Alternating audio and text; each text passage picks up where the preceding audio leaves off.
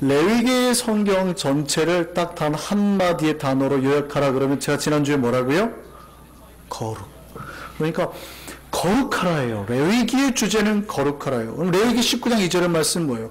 내가 거룩하니 너희도 거룩하라예요. 그거예요. 내가 거룩하니 너희도 거룩하라예요. 왜요? 거룩하라는 게 뭔데요? 거룩하라라고 하는 것은 우리가 생각하는 외적인 거룩, 목소리를 내리깔고 그런 게 아니라 구별되는 거라 그랬죠. 다른 어떤 것들로 또 구별되는 거. 왜 구별돼요? 거룩의 본질적인 목적이 뭐예요? 우리가 거룩한 채 하고 살고 의롭게 살고 이렇게 살게 하기 위해서가 아니에요.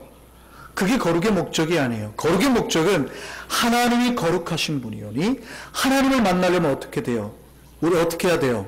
우리의 죄가 없어지고 우리가 다시 하나님처럼 구별된 존재가 될 때에, 그런 상태가 될 때 하나님을 만날 수 있는 거예요. 그러니까 레위기의 제사법은 뭡니까? 내 죄를 이 짐승에게 단기적이지만 넘겨서 이 죄를 내가 넘김으로 그 순간만이라도 우리가 죄가 없어져서 구별되어지고 죄 사함을 받아서 하나님께 나아가는 길을 만드는 거예요. 거룩이 뭐라고요? 하나님께 나아가는 길이 열리는 거예요. 제사가 그거예요. 그러니까 내가 거룩하니 너희도 거룩하라고 하신 이유가 뭐예요? 목적이. 너희가 거룩한 채 하라는 게 아니라 너희가 거룩해져서 그 안에서 나와 함께 뭐하자? 교제하자, 사랑하자, 관계를 맺자, 뜨겁게 앉자. 이게 목적이에요. 이게 목적. 본질은 하나님과의 사랑이 거룩의 목적인 겁니다. 내가 하나님과 사랑하기 위해서 뭐 하는 거예요? 거룩해지는 겁니다. 구별되는 거예요. 이해되시죠? 그렇다면 레위기 19장이 그거의 핵심을 담고 있다고요. 앞에서부터 제사부터 수많은 그 율법들을 말씀하신 이유는 무슨 얘기를 하고 싶어서냐면 레위기 19장 2절을 말씀하고 싶으셔서예요. 그러면 결론이 났잖아요. 레위기를 쓴 목적이 이제 밝혀졌잖아요. 그럼 어떻게 해야 돼요? 레위기가 다 이루었으니까 끝나야 되거든요. 레위기를 쓴 목적이 다 이루어졌단 말이에요. 그러면 이제 결론 부분이 딱 맺혀졌으니까 어떻게 돼요? 끝나야 되거든요. 감춰졌던 비밀이 앞에서부터 쭉 나와서 우리가 영화를 봤는데 마지막에 결론이 딱 났잖아요. 그럼 빨리 끝나야 되는데 갑자기 영화가 다시 다른 스토리가 나오는 것처럼 지지부진 나오면 재밌어요? 재미없어요? 재미없거든요. 이미 해소가 됐는데, 목적이 다 이루어졌는데, 영화를 본 이유가 다 됐는데 또 지지부진 다른 뭐가 이렇게 질질 끌면 재미가 없어지는 거예요. 그런데 레위기 19장 2절에서 딱 끝이 나야지 결론이 딱 기분 좋고 끝나거든요. 근데 레위기가 19장에서 끝납니까? 안 끝납니까? 안 끝나요. 레위기는 27장까지 계속됩니다. 무슨 얘기일까요? 지지부진한 다른 이야기를 하고 싶어서일까요? 아닙니다. 레위기는 19장 2절에서 끝나는 게 아니라 그 이후에 이 레위기를 쓴 목적이 계속 남아있다라는 겁니다. 이 레위기 19장 2절 이후에 쓰여진 내용들은 레위기를 쓴 목적, 거룩한 자의 모습을 증명해줄 다른 무언가를 계속해줄 말하고 있는 겁니다. 그러니까 너희가 하나님을 만난 자며 하나님과 교제하고 있는 자며 거룩해서 하나님의 세계에 있는 자라면 너희가 이런 것들로 너희를 검증할 수 있어. 너희가 그런지 아닌지 검증할 수 있어라고 증명들을 계속해서 레위기 19장 2절 이후에 말해주고 있는 겁니다. 그러니까 우리가 하나님 안에 있다고, 내가 하나님을 사랑한다고 나는 생각할지 모르지만 하나님이 그렇게 생각 안 할 수 있거든요. 그러니까 하나님이 진짜로 내가 그 안에 있는지 아닌지를 검증해 줄 다른 구절들, 말씀들로 이제 채워나가는 겁니다. 그게 레위기 19장 2절의 하반절이에요. 레위기 19장 2절의 하반절의 내용이 뭡니까? 갑자기 땡뚱맞은 내용이 나와요. 앞에서 제사, 하나님을 만나는 거 이렇게 나왔거든요. 여기까지는 이해해요. 레위기를 쓴 목적이니까. 근데 갑자기 레위기 19장 2절부터는 전혀 다른 내용이 나옵니다. 그 주된 내용이 뭐예요? 내 이웃을 사랑해야 된다는 얘기예요. 하나님을 만나고 거룩의 세계로 들어가는 것과 내 이웃을 사랑하는 것, 무슨 관계가 있냐는 진짜 우리가 잘 이해는 안 되지만 어쨌든 하나님이 그 다음에 얘기를 하고 계시는 거예요. 그 내용이 뭡니까? 지난주에 살펴봤던 밭 모퉁이를 남겨서 그들에게 주어야 돼요. 내가 소유하고 있는 밭에 네 군데 모퉁이를 남겨놔서 추수하면 안 돼요. 그들에게 주어야 돼요. 또요, 품꾼의 삭슬 밀려서 주면 안 돼요. 오늘 본문 레위기 13절 한번 볼까요? 뭐라고 그래요? 내 이웃을 억압하지 말며 착취하지 말라. 그 다음에 품꾼의 삭슬 아침까지 밤새도록 내게 두지 말라. 내가 품꾼의 삭슬을 줄 수 있는데도 불구하고 이 소유하고 있는 거, 이거 죄라고요. 약한 자에게 베풀어야 돼요. 뿐만 아니라 14절에도 마찬가지입니다. 장애인들에 대해서 어떻게 하라고요? 함부로 대하면 안 되고 그들이 평안에 살 수 있도록 해줘야 돼요. 우리가 하나님의 거룩의 세계를 산다면, 하나님의 사랑과 함께 산다 그러면 반드시 그것이 뭐예요? 우리의 삶으로 증명이 돼야 된다는 겁니다. 또 오늘 본문 말씀에 보면은요, 원수를 갚으면 안 돼요. 세상의 가치관이 뭡니까? 세상의 가치관. 원수는 갚아라. 이게 세상이 끊임없이 우리에게 말해주고 주입하고 있는 내용입니다. 여러분이 어렸을 때부터 영화를 보죠. 영화를 보면 다 무슨 내용입니까? 우리 아버지를 죽인 원수 반드시 내가 갚으리라, 이거예요. 우리 가족을 이렇게 망친 놈 내가 반드시 갚으리라. 세상은 그래야 된다고 가르치는 겁니다. 끊임없이 우리는 그런 교육에 길들여 있어요. 이게 당연하다고 생각하는 거예요. 근데 하나님의 말씀은 뭐예요? 원수를 갚지 말라라고 말한다고요. 원수를 갚지 말라. 왜요? 원수를 갚는 것은 인간의 소관이 아니라는 뜻입니다. 잘 기억하셔야 돼요. 세상은 네가 갚아라 그래요. 영화 제목에 그런 거 있어요. 복수는 나의 것. 복수를 내가 해야 되겠다는 거예요. 우리 가족을 이렇게 망친 니네 내가 복수하겠다. 이게 세상이 가르치는 가르침이에요. 근데 하나님의 가르침은요, 원수 갚으면 안 돼요. 원수는, 우리 원수 갚는 건 인간의 손에 있지 않아요. 하나님 손에 있어요. 근데 우리가 하나님이 되는 것 마냥 우리가 칼자루 쥐고 함부로 하거든요. 세상의 가르침인 겁니다. 세상의 가르침. 기독교의 가르침 그거 아니에요. 뿐만이 아니라 뭡니까? 동포를 원망하면 안 돼요. 동포랑 같이 사니까, 이스라엘 민족이 같이 광야에서 동포랑 사니까 부딪히는 일이 얼마나 많아요. 근데 그들을 원망하면 안 돼요. 그들 함께 있다 보면 잘못되고 관계들이 깨지거든요. 근데 그들을 원망하면 돼요, 안 돼요? 안 된다고요. 이게 하나님의 가르침이에요. 뿐만 아니라 오늘 뭐라고 말씀하십니까? 네 이웃 사랑하기를 네 자신처럼 해야 된다. 왜 도대체 이런 규례가 등장한 걸까요? 솔직히 한번 생각해 보시죠. 내가 하나님을 사랑하는 것, 나하고 하나님과의 관계인데 레위기의 목적이 그거 아니에요. 하나님을 만나는 것, 제사를 통해서 내 죄가 사함받고 하나님의 세계로 들어가는 것 아니에요. 이게 도대체 무슨 관계가 있어요? 내가 하나님을 사랑하는 것과 이웃들과 도대체 무슨 관계가 있냐고요. 하나님과 사랑하는 것, 나하고 사랑하는 거는 하나님과 내 문제 아니에요.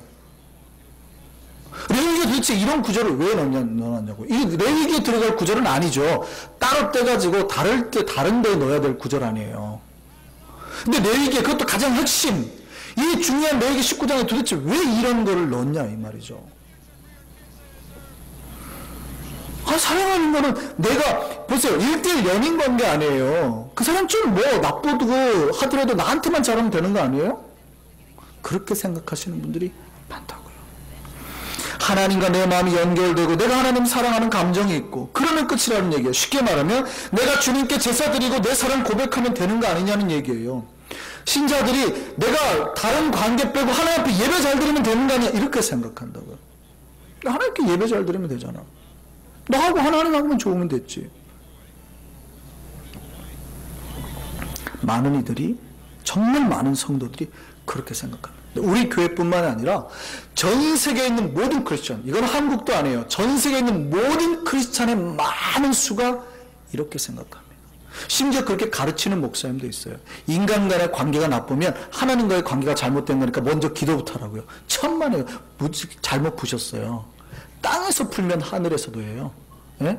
여기에서부터 먼저 푸셔야 돼요. 키는 이 땅에 있어요. 땅에서 매이면 안 되는 거예요. 신앙의 오해입니다. 이거는요, 하나님이 나만 사랑해 주기를 바라는 이기심에서 나오는 겁니다. 사실은 하나님은요, 나만 사랑하지 않으시거든요. 모든 인류를 사랑하시거든요. 하나님은 나를 위해서 목숨을 바치셨지만 다른 이들 위해서도 서슴지 않고 목숨 바치기를 원했거든요.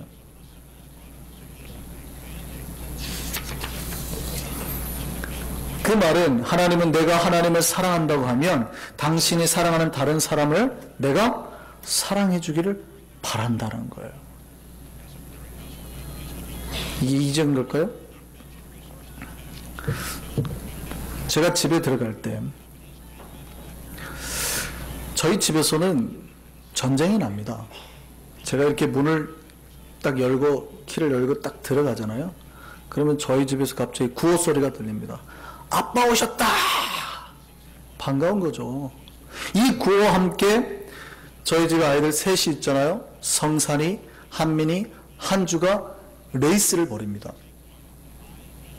혹시라도 저희 집에 와보신 분은 알지만 제가 현관에 들어가면 안방이 약간 이렇게 골목처럼 이렇게 꺾여갖고 있어요.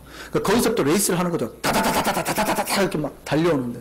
그러니까 오는데 몸이 이렇게 휘어져요. 막 브레이크를 잡으려고. 이래갖고 막 와요.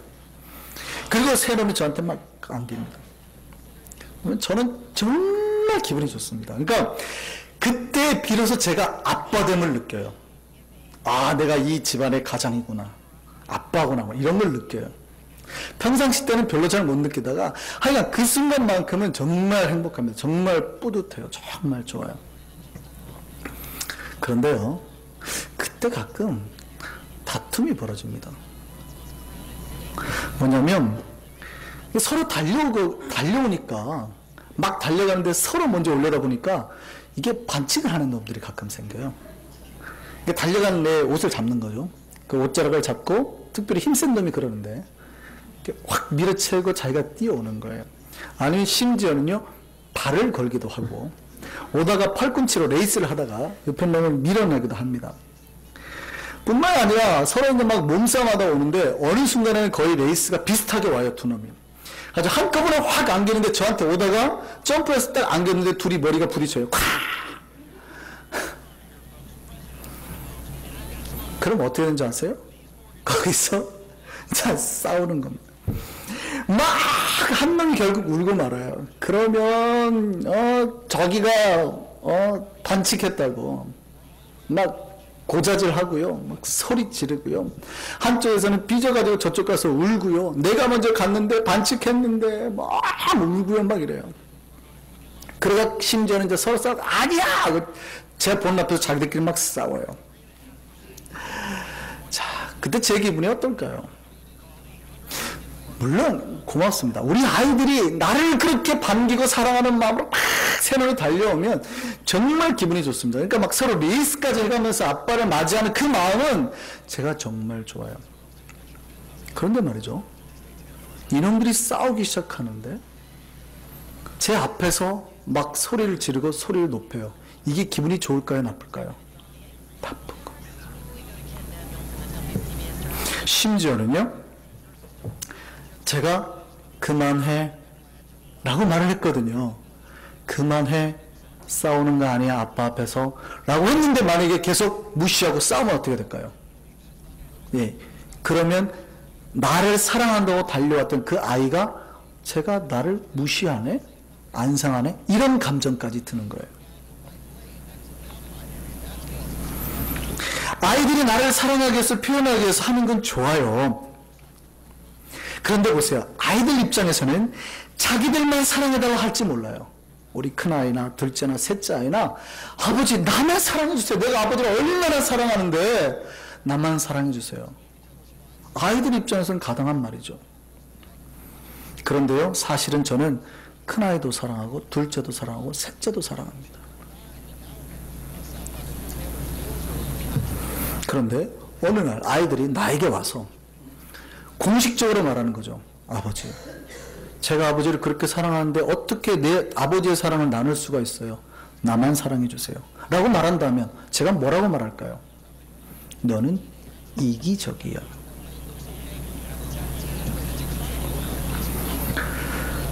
신자들 중에요, 이런 분이 꽤나 많습니다. 하나님의 사랑을 독차지하고 싶어하는 분들이 꽤나 많아요. 내가 하나님을 사랑하면 그것으로 끝났다고 생각해요.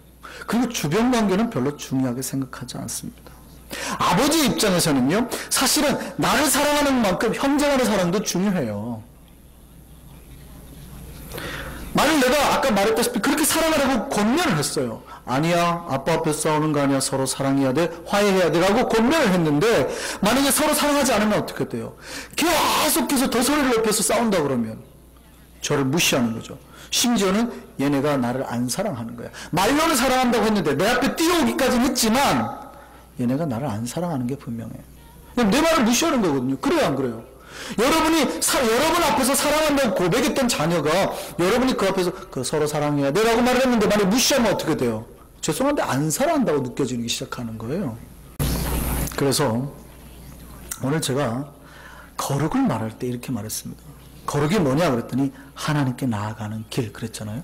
레위기가 말하는 게 그거예요. 거룩. 이 거룩이 하나님 앞에 나아갈 수 있는 길이에요. 그런데 오늘 본문 말씀은 이 하나님 앞에 나아가는 길을 얘기를 하면서 이웃사랑을 다시 말하고 있습니다. 이건 신약에서도 똑같아요. 예수님도 똑같이 말씀하십니다. 마태복음 22장이나 마가복음 12장을 보면은요, 서기관과 예수님의 대화가 나옵니다. 이때 서기관이 예수님에게 질문을 해요. 모든 계명 중에 첫째가 무엇입니까? 그때 예수께서 이렇게 말씀하십니다. 첫째는 이것이니 이스라엘아 들어라. 이스라엘아 들어라가 뭐예요? 쉐마죠.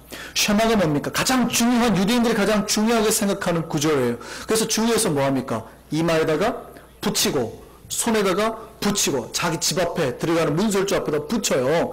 그래서 맨날 보는 거예요. 만나는 사람마다 하나님 사랑해야지. 길을 가다가 하나님 사랑해야지. 집에 들어갈 때마다 하나님 사랑해야지. 이게 쉐마예요. 들으라 이스라엘. 신명기 말씀이에요. 이 말씀을 가지고 예수께서 말씀하신 거예요. 첫 번째 계명은 이거다. 주 우리 하나님은 유일하신 주시라. 네 마음을 다하고 목숨을 다하고 뜻을 다하고 힘을 다하여 주 너의 하나님을 사랑하라. 이거라는 거예요. 이거. 그런데 여기에서 끝나지 않고 예수께서 뭐라 그러냐면 내 이웃을 내 자신과 같이 사랑하라 하신 것이라. 이보다 더 큰 계명이 없느니라. 보세요. 쉐마는 유대인들은 다 중요하게 생각하는 거예요. 다 중요하게 하나님 사랑하는 것. 이건 다 중요하게 생각하는 거예요. 그런데 예수께서 가장 성경에서 중요한 계명을 말할 때 신명기 말씀에서 끝냈어야 되거든요. 근데 그렇게 말하지 않고 독특하게 오늘 본문을 같이 붙이는 겁니다. 이게 얼마나 파격적인 건지 아시겠어요? 그러니까 원래 유대인들이 생각하는 쉐마를, 내 하나님 여호와를 사랑하라고 하는 것을 평생의 목표를 가지고 있는 거예요. 이게 최고라고 생각하는데 예수님 뭐라고 해요? 너희가 하나님을 사랑한다 그러면 반드시 이 본문도 똑같이 하나님 사랑과 균일하게 둬야 돼 라고 넣은 것이 레위기 19장 오늘 본문 8절이에요. 신명기 말씀과 동등하게 놓고 예수께서 말씀하신 게 레위기 19장 8절이라고요. 하나님을 네 목숨 걸 만큼 사랑한다 그러면 내 이웃도 네 자신처럼 사랑해야 돼. 이거예요. 이거 같은 거예요. 이 밸런스를 예수께서 맞춰주는 겁니다. 지금 너희가 하나님을 진짜 그렇게 사랑한다면 너 이웃도 네 목숨 바쳐서 다 사랑해야 돼. 이 얘기하는 거예요. 이것이 뭐라고요? 가장 큰 계명, 이거보다 더 큰 계명이 없느니라. 예수께서 이렇게 말씀하시는 거예요. 우리 하나님을 사랑한다고 하면 중요해요. 그렇지만 하나님 단지 그거에서 멈추기를 원하지 않으시는 겁니다. 우리의 하나님을 사랑한다고 하는 완성은 어디서 이루어지냐면 반드시 다른 사람을 사랑할 때, 그래야 진정으로 하나님을 사랑하는 게 되는 거예요. 하나님은 나만 사랑하지 않으세요. 왜냐하면 그도 사랑하시니까. 근데 그가 문제는 때로는 내 마음에 들지 않을 때도 있어요. 내 마음에 들면 괜찮아요. 그럼 사랑할 수 있어요. 그죠? 내 마음에 드는 사람 사랑할 수 있다고요. 근데 문제는 내 마음에 들지 않아요. 오히려 내가 하나님 앞에 달려가려고 하는데 방해하는 사람이라고요. 내 옷을 잡고 내 발을 걸고 넘어뜨리고 비겁하게 달려가는데 팔꿈치로 치고 말이죠. 이런 사람이란 말이에요. 내가 내 아버지 앞에 달려가는데 오히려 내 옆에 있는 이웃이 함께 나를 밀어주는 사람이 아니라 방해하는 사람이라고요. 나를 넘어뜨리는 사람이 내 이웃이 됐단 말이에요. 그러면 하나님께서 뭐라 그럴까요? 반칙하는 놈이니까 두드러 패라 이럴까요? 그럼에도 불구하고 사랑해라 그러죠. 아니 여러분 같으면 그럴 거예요? 안 그럴 거예요? 여러분의 자녀가 여러분이 달려오는데 반칙했다고, 물론 잘못해서 반칙하면 안 되라고 말은 하겠지만 그렇다고 해서 싸우라 그러겠어요? 아니라니까요. 심지어 여러분도 그러시는데 여러분이 가진 요만한 사랑으로도 그렇게 말할 텐데 완벽한 사랑이신 하나님께서 그렇습니다. 우리가 하나님을 사랑한다고 할 때는요, 그 하나님에 대한 사랑이 언제 완성이 되냐면 여러분 옆에 있는, 여러분을 방해하는, 여러분 달려가는데 오히려 험담하고 뒤에서 욕하는, 아빠 제가 내 가는 길 막았어요 라고 말하는 그런 사람도 사랑해야 될 때 그때 이루어지는 거예요. 그리고 화해해, 사랑해라고 말할 때 우리가 다시 하나님 말씀을 듣고 주님 화해하기를 바라는 거예요. 그리고 이렇게 이웃을 사랑하고 하나님을 사랑하는 것이 아버지의 계명입니다. 심지어 요한일서 4장 20절에는 이렇게 말합니다. 하나님을 사랑하노라고 하면서 그 형제를 미워하면 뭐라고요? 이는 뭐 하는 사람이라고요? 거짓말하는. 내가 하나님을 사랑한다고 했는데 내 옆에서 나를 방해한다고, 나 좀 힘들게 한다고 그를 미워하게 되면은요, 사실 내가 하나님을 사랑한다는 그 말이 하나님은 어떻게 받으신다고요? 거짓말하는 것처럼. 왜냐하면 보이지 않는 하나님을 못 사랑한다는 거예요. 보이는 인간도 못 사랑, 형제도 못 사랑하는데 하나님 그걸 뭘로 받으신다고요? 거짓말하는 거예요. 그러니까 하나님을 사랑한다 하는 사람은 반드시 어디에서 우리의 믿음이 검증받아야 돼요? 이웃 사랑하는 걸로. 내가 이웃을 사랑하는 걸로 하나님 사랑하는 것을 증명해내야 된다고요. 근데 많은 성도들이 이걸 잘 못해요. 그거 별개로 생각한다고. 내가 그러다 하나님은 잘 믿는데 이렇게 생각하시는 것 같아요. 하나님은 그렇게 생각 안 하신다고요. 초대교회는 하나님을 사랑하는 것을 이웃사랑으로 확연히 드러냈습니다. 예루살렘 교회는 어떤 교회였습니까? 성령이 충만한 교회였죠. 역사가 나타나는 교회였죠. 하나님만을 중심으로 다시 모인 교회였습니다.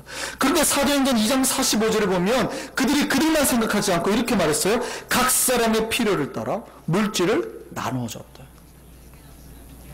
오히려 베풀었다라는 거예요. 내가 성령 안에 충만하고 그것과 물질 나누는 무슨 관계가 있습니까? 아니요. 하나님은 관계 있다고. 초대교회는 그거를 완벽한 하나로 놨다고요. 이웃을 사랑하는 것을 내가 성령 안에 충만한 것의 표현으로 봤다고요. 내가 가진 재산을 나누는 것, 약한 자들을 돌보는 것, 힘든 자들에 가서 하나님의 그 은혜와 사랑을 나누는 것. 그랬더니 놀랍게 사도행전 그 2장 말씀에 이렇게 되어 있어요. 그들이 그렇게 나누었더니 구원받는 사람이 날마다 더하더라. 그들은 나눴을 뿐인데 하나님은 어떻게 해요? 구원해내신다고요. 물질을 줬는데 영혼의 구원으로 돌아오는 거예요. 그게 물질 때문에 온 게 아니에요. 아버지의 사랑이 전달됐기 때문이에요. 우리 기독교는 오랫동안 하나님을 사랑하는 것과 이웃을 사랑하는 것의 계명이 하나라는 걸 알지 못했습니다. 알기는 알았을 수도 있어요. 근데 간과하고 살았어요. 굳이 부인하고 싶었습니다. 로널드 사이더라는 신학자가 그의 책에서 이렇게 말했습니다. 서구에서 아프리카의 노예를 확보하기 위해 아프리카 사람에게 노예가 될 것을 강요하면서 그들에게 복음을 전했다. 이렇게. 그러니까 억압과 착취를 하면서 그들에게 하나님의 사랑을 전했다고요. 오늘 본문 13절 다시 한번 볼까요? 레위기 13절 다시 한번 볼까요? 레위기 13절 한번 보시죠. 뭐라고 되어 있어요? 너는 내 이웃을 뭐하지 말며 억압하지 말며 착취하지 말며.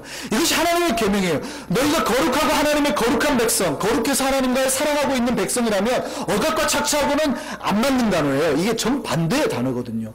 그런데 서구에서 어떻게 해요? 아프리카 그 백성들 사람들을 내 노예로 착취하고 억압하면서 정반대 하나님의 복음과 사랑을 전했다고. 이 언말레스는 이 사람들이 만들어낸 거예요.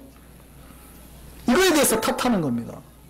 그러니까 하나님의 사랑을 이해 못했다는 거죠. 하나님의 사랑을 전하면서도 그들이 여전히 억압과 착취를 했다는 거예요. 그걸 나는 하나님 사랑하다고 생각하는 거죠. 또 계속해서 말합니다. 심지어 미국의 항구 도시인 찰스턴에서 출항한 노예선 중에는, 그러니까 노예를 잡으러 가는 거죠. 그 노예선 중에는 이름이 이렇게 써있대요. 배마다 이름이 있죠. 보통 이름을 씁니다. 뭐 빅토리아호 뭐 이런 이름을 붙이잖아요. 그 배에 이런 이름이 있었대요. 선하신 예수의 배라는 이름이 있었답니다. 억압과 착취하러 노예를 잡으러 가는 배 이름이 선하신 예수의 배였어요. 그러니까 우리의 이 믿음의 조상들이 얼마나 하나님의 복음과 사랑에 대해서 무지했는지 알 수 있다고요. 자기가 하나님을 믿는 것과 사랑하는 것과 이웃 사랑하는 걸 별개로 생각했어요. 예수는 하나라고 그랬는데, 그들이 하나님을 사랑하고 있다고 말은 하지만 이웃을 사랑하지 않을 때 그들이 하나님을 모독하고 무시하고 있다는 사실을 알지 못했던 겁니다. 이웃을 사랑할 때 하나님을 진정으로 사랑하게 됩니다. 하나님을 사랑하는 증거가 됩니다. 여러분 진실로 하나님 사랑하기를 바랍니다. 그러나 하나님을 사랑하는 그 사랑을 이웃 사랑으로 증명해낼 수 있는 저와 여러분 되기를 간절히 바랍니다. 저와 여러분이 하나님을 사랑하고 이웃을 사랑하는 거 어떻게 알 수 있을까요? 무엇로 알 수 있을까요? 태도로 알아요. 태도. 헨리 나우엔이라는 영성가가 있어요. 우리 개신교에서 잘 알려진 분이죠. 아주 유명한 분인데, 이분이 사랑의 특성에 대해서 부드러움이라고 말했습니다. 앞에서 말씀드렸죠. 사랑은 억압이나 착취가 아니라고요. 사랑은 부드러움이라고요. 사랑은 폭력적이거나 거친 게 아니에요. 인간의 입은 사실은 다양하게 사용됩니다. 적대자를 만나면 어떻게 해요? 이 입이 그를 찢죠. 깨물고 삼키고 파괴하는 겁니다. 이 입은. 그리고 모욕하고 저주하고 상처를 줍니다. 싸울 때 입이 가만히 있어요? 싸울 때 아무 말도 안 하고 싸워요? 아니죠. 이 입에서 저주와 악독이만 나와요. 싸울 때 입이. 근데 사랑할 때 입은요, 부드러워지는 거예요. 사랑할 때 변화가 어디서부터 와요? 혀에서부터 와요. 그러니까 사랑의 특징은 부드러움이에요. 이 입술이 사랑할 때는 어떻게 돼요? 달콤하게 바뀌죠. 부드럽게 바뀌죠. 사랑은 부드러워지는 거예요. 여러분 이웃을 사랑한다 그러면 부드럽게 될 수밖에 없어요. 우리가 언제나 부드럽게나 사랑했으면 좋겠습니다. 지금보다 저는 더 우리가 스윗하게 사랑했으면 좋겠습니다. 하나님을 사랑하는 것처럼요, 이웃에게도 압제나 착취하지 말고 더 부드럽게 사랑하고 이해할 수 있는 우리가 됐으면 좋겠습니다. 이것으로 세상은 우리가 참으로 하나님을 사랑하고 있다고 이해하게 될 겁니다. 하나님을 사랑하는 증거가 우리의 사랑의 삶으로 세상에 남겨지기를 간절히 바랍니다. 기도하겠습니다.